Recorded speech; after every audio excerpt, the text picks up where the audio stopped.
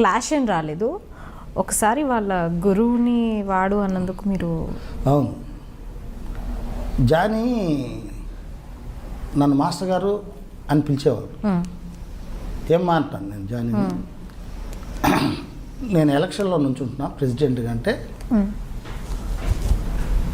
Johnny master గురువు గారు ప్రకాష్ అంటే మాస్టర్ అంటూ ఉంటారు. వాళ్ళు విద్య నేర్పించారా అంటే నాకు అది జానీ ఎక్కడో నేర్చుకొని వచ్చాడు పాపం.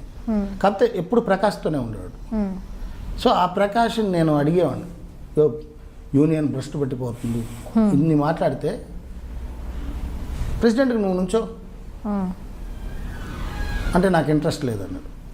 నేను ఏ పదవిలో నుంచోను, నాకు ఇష్టం ఉండదు. ఆయన నుంచోమంటే నుంచోలేదు. ప్రకాష్ నా మాట విను అంటే రాకి ఇంకొకసారి ఈ మాట మాట్లాడితే కరెక్ట్ కాదు అన్నాడు.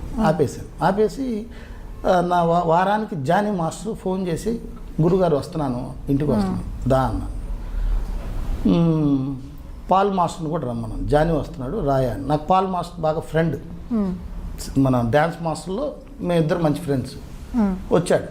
వచ్చిన తర్వాత జానీ చెప్తా వస్తే జానీ మాట ఇస్తున్నానని చెయ్యేశారు. నువ్వు ప్రెసిడెంట్గా అనొచ్చు, ప్రకాష్ నా బెస్ట్ ఫ్రెండ్, కానీ ప్రకాష్ మాట వద్దు అన్నాడు కనుక నేను నీకు మాట ఇస్తున్నాను, ఎలక్షన్లో నుంచో ప్రచారం చేయన్న. అలా మాటల్లో జానీకి ఆనందం వేసి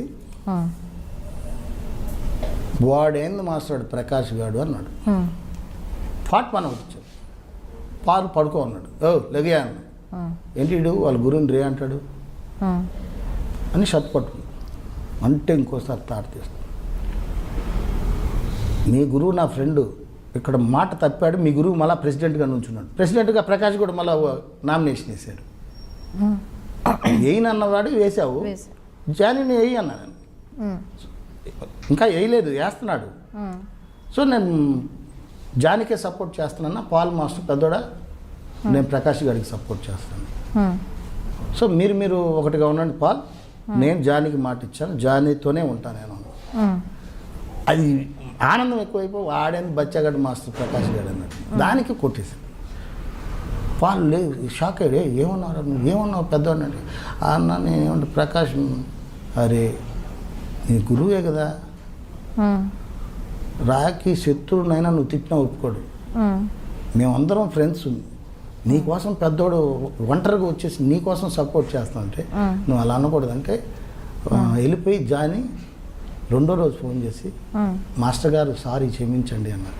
చెప్పు జానీ అన్న, చెప్పు నాన్న తండ్రి అంట, నన్ను క్షమించండి, నేను ఇంటికి వస్తున్నాను ఇప్పుడు రానా.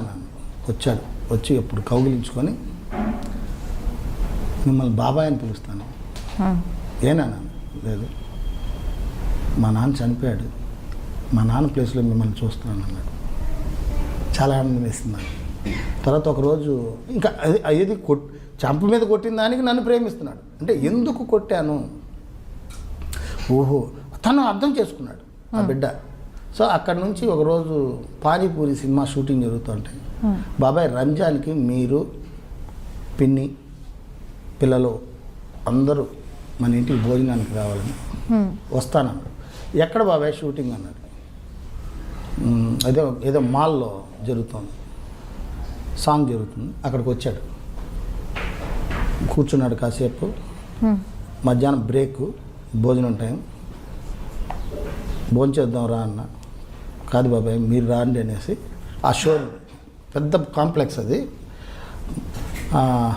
లోపలికి తీసుకెళ్ళాడు. మా సైజ్ చూపించాడు.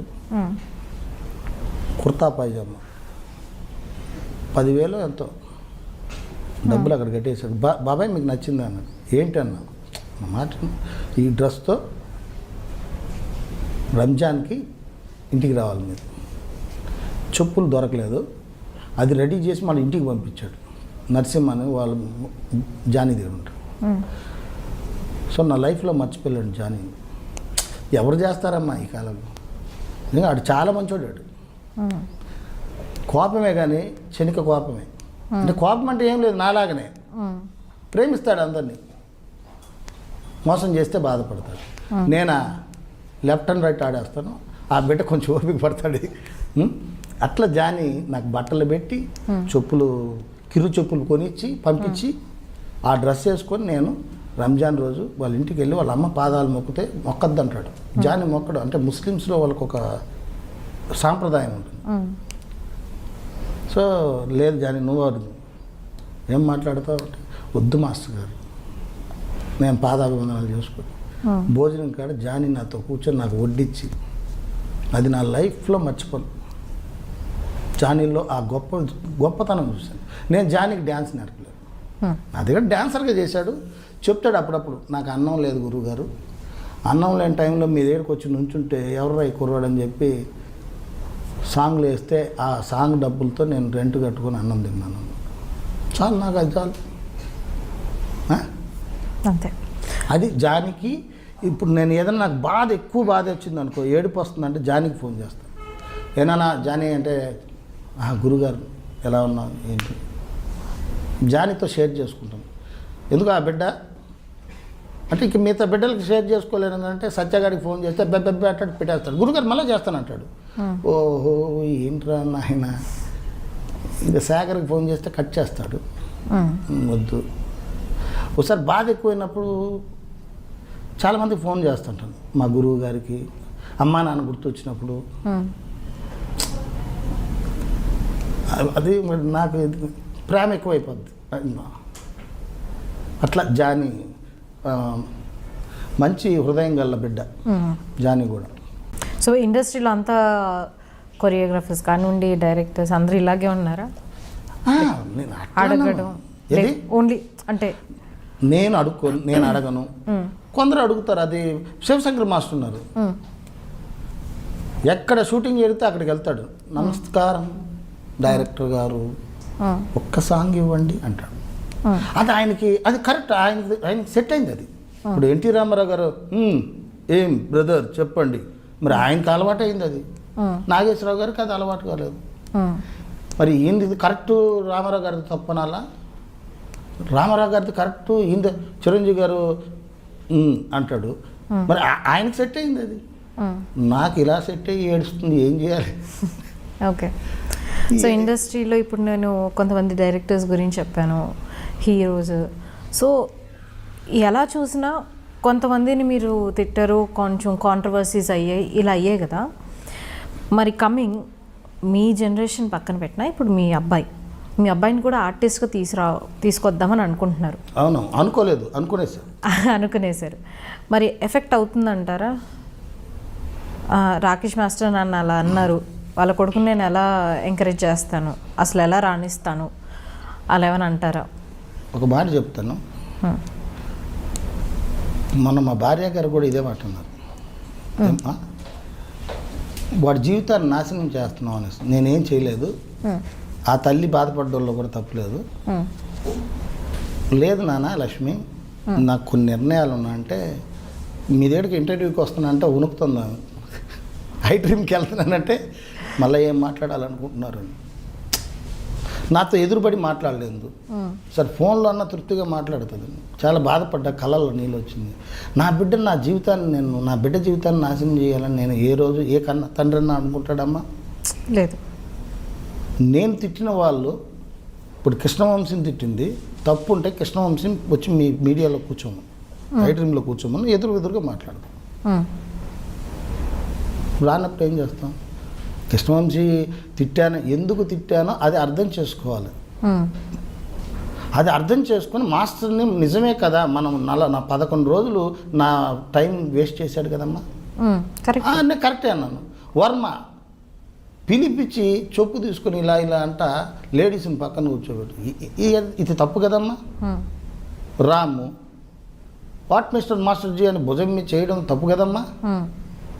ప్రభాసు లోపలుండి లేదని చెప్పడం తప్పు కదమ్మా. మరి ప్రభాస్తో నేను మంచిగా ఉంటే ఈ ఛానల్ అంతా ఏం చేయకుండా బాబు బాగున్నా బాబు, నా వల్ల కాదమ్మా, చావనన్నా చేస్తానే కానీ ఈ పని నేను చేయలేను. బాబు ఒక మాట చెప్తే నా కొడుక్కి వేషాలు రావా? కుప్పలు వస్తాయి. శేఖర్ ఒక మాట చెప్తే రావా? చౌదరి అంటే చౌదరి దగ్గర నేను పెట్టలేనా? నా కొడుకుని అందుకు పెంచలేదు, కళామ తల్లి ముద్దు బిడ్డగా పెంచుతున్నాను. ఒకటి, మీరు ఇప్పుడు ఇస్తారా అంటే పాత నీరు పోతూ ఉండాలి, కొత్త నీరు వస్తూ ఉండాలి. ఒకప్పుడు దాసరి గారు, రాఘవేంద్రరావు గారు గొప్ప గొప్ప డైరెక్టర్లు ఉన్నారు. ఇప్పుడు వీళ్ళు వచ్చారు. నెక్స్ట్ జనరేషన్కి వచ్చేటప్పటికి మా అబ్బాయి నాకు తగిన నన్ను గౌరవించే వ్యక్తులు కూడా ఉంటారు కదమ్మా. అలాంటి వ్యక్తులు నా బిడ్డకి ఎందుకు వేషాలు ఇవ్వరు? టాలెంట్ ఉంటే ఎందుకు ఇవ్వరు? డెఫినెట్లీ ఇస్తారు. మరి కృష్ణవంశే ఇవ్వాలా? కృష్ణవంశకి మా అబ్బాయి నచ్చొచ్చాము. బలి చేశాడు కుర్రాడు. ఎవరు కొడుకు? ఎవరు అబ్బాయి? రాకేష్ మాస్ కొడుకు. రాకేష్ మాస్ కొడుకు అని నన్ను తిట్టాడా? అది ఉండదు. వాళ్ళకి ఏం కావాలి?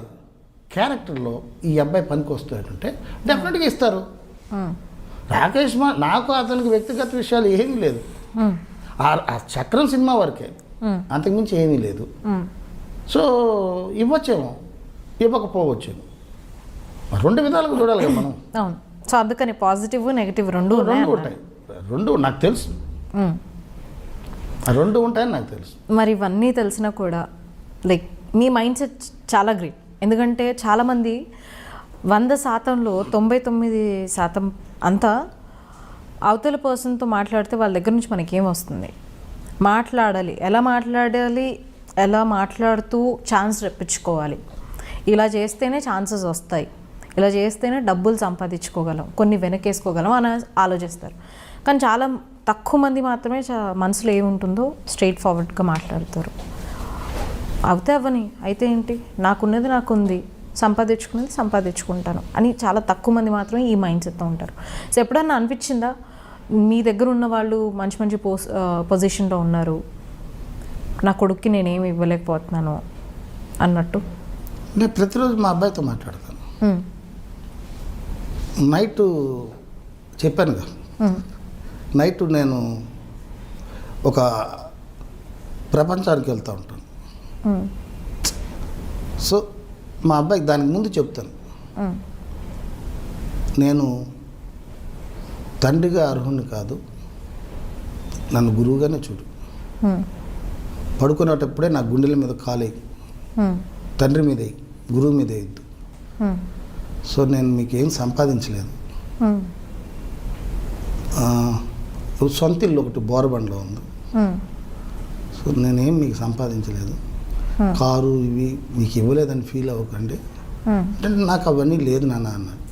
సంతోషం, నన్ను అసహించుకోకు, నీకు డబ్బు కన్నా కళామ తల్లిని అర్పిస్తున్నా, నాలో ఉన్న విద్యంతా నీకు ఇస్తున్నాను, దాన్ని తీసుకొని బ్రతుకు, కారులో తిరుగు, అంతేగాని వాళ్ళ పేర్లు వీళ్ళ పేర్లు నా దగ్గర ఎత్తకూడదు నాకు ఎప్పుడు అనిపిస్తుంది. అంటే ఇయర్స్తో కాదు, ఇప్పుడు నా శిష్యులకున్న లౌకికం అది, నాకున్న లౌకికం ఇది. నాలో ఉన్న లౌకికం ఏంటంటే ఉన్న వాస్తవాలు మాట్లాడుకోవడం. ఇది చెప్పాను కదా నీకు, బహుశా కృష్ణవంశీ నా కొడుకు పిలిచి వేషం ఇవ్వచ్చేమో, లేదా నాకు కూడా పిలిచి వేషం ఇవ్వచ్చేమో, ఇచ్చి మళ్ళీ అవమానం చేస్తే మళ్ళీ అక్కడ టాప్లో వస్తుంది, ఎందుకు పిలిచేవారు అనేసి. అయితే చెప్తున్నా నేను, అంటే నాకు ఏది ఉన్నా డబ్బు శాశ్వతం కాదు. డబ్బు రంగురంగు నోట్లోనే మనం సృష్టించాం, కానీ మానవత్వంతో మనిషిని మాత్రం గౌరవించడం మర్చిపోయాం. అందువల్ల డబ్బు శాశ్వతం కానప్పుడు పేరు శాశ్వతం. ఆ పేరు నాకుంది చాలు. మీరు ఒకప్పుడు ఎంతోమంది శిష్యులు ఉన్నప్పుడు అందరికీ ఫుడ్ మీరే పెట్టేవాళ్ళు, వాళ్ళకి రూమ్స్ అంతా మీరే ఇచ్చేవాళ్ళు, పడుకోవడానికి, రెస్ట్ తీసుకోవడానికి. అప్పుడు సంపాదించిన డబ్బు ఆల్రెడీ వాళ్ళకి పెట్టకుండా మీ దగ్గర ఉంచుకుని ఉంటే ఈ పాటికి కోట్లు ఉండేవి. ఎప్పుడైనా ఫీల్ అయ్యారా? నేను ఫీల్ అవ్వాలి. నేను ఆ బిడ్డలకి అన్నం పెట్టానని ఆనందం ఉంది. కోట్ల కన్నా మీకు ఆనందం ఎక్కువ. నాకు అది చాలు ఆనందం. ఒకసారి శేఖర్ వాళ్ళ అమ్మ వీడు చెడిపోతున్నాడు అనేసి శేఖర్తో చెప్పింది, రే మాస్టర్కి చెప్పురా అంటే, శేఖర్ ఇట్లా అంటే పిలిపిరావాడు నన్ను. వాడు జోలాగా తిరుగుతున్నాడని వీడు బాధపడేవాడు. పిలిపిరావాడిని పిలిపించి ఆడిని 4 తగిలిచ్చి డ్యాన్సులు నేర్చుకోరాను. కర్రే నా దగ్గర బెత్తం ఎప్పుడు ఉంటుంది, ఇప్పుడు కూడా బెత్తలే. చరణ్ గారిని మళ్ళీ శేఖర్ అని వస్తుంది చూడు, చరణ్ గారిని కొట్టి నేర్పుతా. వాడిని అలా కొట్టి నేర్పితే వాడు ఒక 3 వారాలు చూశాడు పాపం. శేఖర్ గారు తమ్ముడు. అందరం నైట్ భోంచేసి పడుకున్నాం. నా చుట్టూ వరుసగా ఒక 20 మంది పడుకునేవాళ్ళు ఇన్స్టిట్యూట్లో. సో పొద్దున్న లెగిస్తే ఒకడు లేడు. శేఖర్ ఏమి విన్నాడు రాడంటే డోర్ లోపలికి అట్లా మూసేస్తున్నారు. సరే అంతా ఎతికాడు. పళ్ళు తోముకొని మా పని ఉంది కదా, బ్రష్కి ఒక కాగితం చుట్టి రబ్బర్ వేసి పెట్టింది. అంటే నేను ఎంత దుర్మార్గుండో చూడు. అది వాడు తీశాడు. తీసి ఏంది రాయిదంటే చదువుతున్నాడు. అన్నా నేను మాస్టర్ గారి దగ్గర ఉండలేను, తప్పు నాదే, ఈయన ఇంత శిక్ష పెడతాడని నాకు తెలియదు, ఈ క్రమశిక్షణకు నేను తట్టుకోలేడు, నేను విజయవాడ వెళ్ళిపోతున్నాను, మీరేమి నన్ను ఎతక్కండి, మాస్టర్ గారికి క్షమాపణ కోరుతున్నాను. ఇట్లు సుధా. సో వాడు ఉండుంటే శేఖర్తో పాటు వాడు ఇంకా బాగుపడి ఉండేవాడు కదా. వాడికి ఇప్పుడు తెలుస్తూ ఉంటుంది, అరే మాస్టర్ గారు నన్ను ఎందుకు కొట్టాడు, క్రమశిక్షణ నేర్పాడు. నేను విజయవాడలో థియేటర్లకి అటు ఇటు తిరగడం వల్ల అమ్మ తట్టుకోలేక శేఖర్ వాళ్ళ నాన్న చిన్నప్పుడే చనిపోయాడు పాపం. అమ్మే పాపం హాస్పిటల్లో ఉండి వాళ్ళకి అందరికీ పెట్టాలి. ఆమె అంతగా పంపించింది. వాడికి ఇప్పుడు తెలియాలి ఐ డ్రీమ్ ద్వారా. వాడికి గుర్తుందో లేదో వాడు మర్చిపోయాడేమో, కానీ నాకు అన్నీ గుర్తుంటాయి. జీవితాన్ని వడగట్టి తాగేశాను.